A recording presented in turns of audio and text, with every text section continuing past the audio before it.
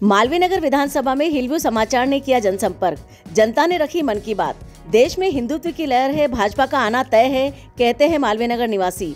और इसी के साथ अर्चना शर्मा के कशीदे करते हैं मालवीय नगर निवासी। दो तरफा बातों के बीच लगता है कांटे की टक्कर होगी कालीचरण सर्राफ और अर्चना शर्मा के बीच।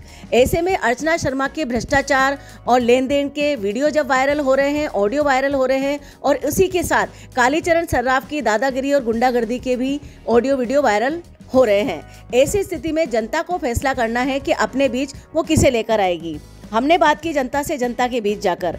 अर्चना शर्मा ने किए हैं काम बहुत, लेकिन आएगी भाजपा इस बार। लोगों का कहना है इस बार चेहरा बदलेगा और आएगी अर्चना शर्मा। लगातार जनता के बीच घूमने के बाद हमने जानकारी ली कि मालवीय नगर विधानसभा क्षेत्र में आखिर ऐसे क्या मुद्दे हैं जिन पर किसी भी प्रत्याशी को काम करना चाहिए। तो बात निकल कर आई पार्किंग की, अवैध निर्माणों की, अतिक्रमण की, और इसी के साथ साथ भूमाफियाओं की और गुंडागर्दी की। इन्हीं सब पर शिकंजा कसने वाला प्रत्याशी ही होगा यहाँ पर विजयी, ऐसा कहना है जनता का। आइए सुनते हैं जनता से, जनता के मन की बात जनता के बीच।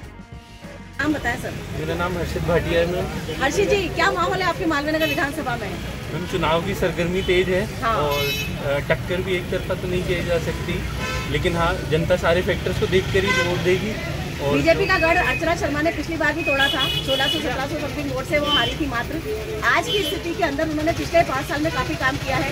कालीचरण सर्राफ जी के लिए भी कहा जा रहा है कि उन्होंने भी बहुत काम किया। तो क्या मतलब कांटे की टक्कर लग रही है, क्या लग रहा है आपको? मैम, टक्कर तो है, वन साइडेड नहीं है, लेकिन जैसे आपको पता है कि कालीचरण जी से ज़्यादा मोदी जी का फेस काम करता है। तो नाम किसी का भी हो, काम कमल का होता है। तो उस चक्कर में अगर आप देखेंगे तो कालीचरण जी मेरे हिसाब से लीड ले लेंगे इस बार। मतलब मुझे ऐसा लग रहा है कि इस वक्त प्रत्याशी चुनाव नहीं लड़ रहे, मोदी जी हर जगह हर क्षेत्र में चुनाव लड़ रहे हैं। उन्होंने जैसे अपनी हर रैली में बोला था कि राजस्थान चुनेगा कमल का निशान, और आपको फेस मोदी का रखना है, नाम आगे कोई भी हो कैंडिडेट का। तो काम वही हो रहा है कि हर जगह कमल के नाम पे वोट जा रहा है कि हमें मोदी को लेके आना है, इर्रिस्पेक्टिव कि वो विधानसभा है या मुद्दा कोई भी है। और यहाँ पे वैसे भी आपने देखा कि थोड़े टाइम पे तुष्टीकरण का भी जैसे मुद्दा काफ़ी उठा है, तो उसको लेकर भी पब्लिक अब अवेयर हो चुकी है, तो उसका ये रिवर्स फैक्टर आने वाला है। सर, अपने क्षेत्र की कुछ समस्याओं के बारे में बताएं जिसकी आप उम्मीद करते हैं कि अगले चुनाव के अंदर जब अगर आपके प्रत्याशी आते हैं तो वो पूरा करें उसको। मैम, एक तो पार्किंग की प्रॉब्लम रहती है थोड़ी, और अभी वाली जो गवर्नमेंट का टेन्योर था उसके अंदर पावर सप्लाई की प्रॉब्लम मैं कहूँगा बहुत ज़्यादा थी। पहले नहीं होती थी, जब कहते थे कि वसुंधरा जी का टाइम आया था तो पावर सप्लाई बहुत अच्छी रहती थी, लेकिन इस बार काफ़ी दिक्कतें आई हैं। ये दो चीज़ें, और वही जो कहते हैं कि तुष्टीकरण नहीं होना चाहिए। अगर आप संविधान को कहते हैं तो सबको बराबर लेके चलें। और यह जॉब क्रिएशन गवर्नमेंट में पेपर लीक बंद होने चाहिए, क्योंकि मैं खुद भी उसी कैटेगरी में आता हूँ कि मैंने भी वो चीज़ सफ़र करी है। तो मैं यही चाहता हूँ कि हाँ, अगर इक्वल है अपॉर्चुनिटी तो सबको वो मिल जाए। सर, पार्किंग को लेके जो आपने बात कही, ऐसा सुनने में आया कि कई बार पार्किंग की व्यवस्था को लेके कालीचरण सर्राफ जी ने बहुत प्रयास भी किए, लेकिन व्यापारियों को उससे घाटा हुआ, इसलिए वापस पार्किंग की व्यवस्था पीछे चली गई। इसके पीछे क्या वजह है? मैम, पार्किंग की प्रॉब्लम सिर्फ कमर्शियल एरियाज में कहेंगे तो ये मैं नहीं सपोर्ट करूँगा, क्योंकि रेजिडेंशियल में भी बहुत है। अगर आप रात को स्थिति देखें, कहीं आप आते हैं जाते हैं, तो आप अपनी ही गाड़ी अपने घर के बाहर नहीं कर पाते, क्योंकि कोई और लगा के गया होता है। तो कमर्शियल में अगर ऐसा रहता है तो यहाँ पे पीछे जैसे सामुदायिक केंद्र है, वहाँ काफ़ी जगह वहाँ पार्किंग बनाई जा सकती है। एलबीएस कॉलेज के पीछे की ज़मीन है, वहाँ बन सकती है। तो अगर ये ऑल्टरनेटिव मेथड्स खोजे तो ये प्रॉब्लम सॉल्यूशन हो सकता है।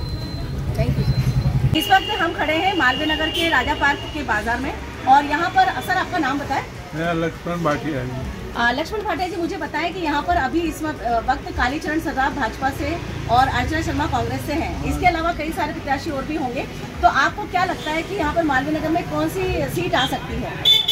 वैसे तो जी यहाँ का प्रिय है कालीचरण। पिछली बार की अर्चना शर्मा से अच्छी टक्कर हुई, तो जिसमें तो लीड कर गए कालीचरण।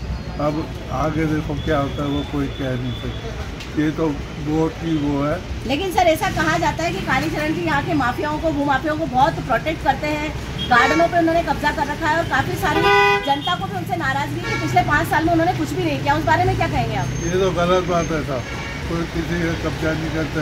वो अपनी ज़मीनें थोड़ी कब्जा कराएंगे, या जिससे बाद ज़मीन है उसका नाम लेके। नहीं, सरकारी जमीनों की बात चल रही है, सार्वजनिक पार्कों की बात चल रही है। सरकारी तो अभी तो गवर्नमेंट तो कांग्रेस की है, उसका नाम ले रहे हैं।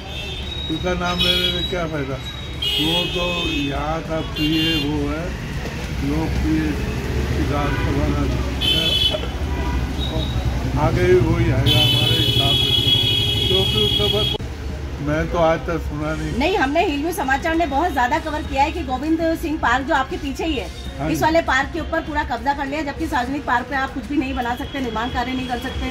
इसके अलावा पंचवटी सर्किल के ऊपर भी बहुत सारी सरकारी जमीनों पर माफियाओं के साथ कब्जे में उनका हाथ रहा है। उस बारे में आप क्या कहेंगे? उसके तो बाकायदा दस्तावेज भी मौजूद है, सबूत भी मौजूद है, और बहुत जल्दी ये मामला न्यायालय में भी जाने वाला है। इस मामले में मेरे पास कोई भी न्यूज नहीं है। अब पीछे गोविंद सिंह, और अगर आपको पता चलता है कि ये सच है तो आप क्या करेंगे? क्या मानेंगे आप? क्या मानेंगे? मैं तो नहीं मानूंगा। कोई भी कुछ कह ले, हम तो नहीं मानेंगे। हमारे साथ रहते वो उनको आज 35 साल हो गए। ठीक है।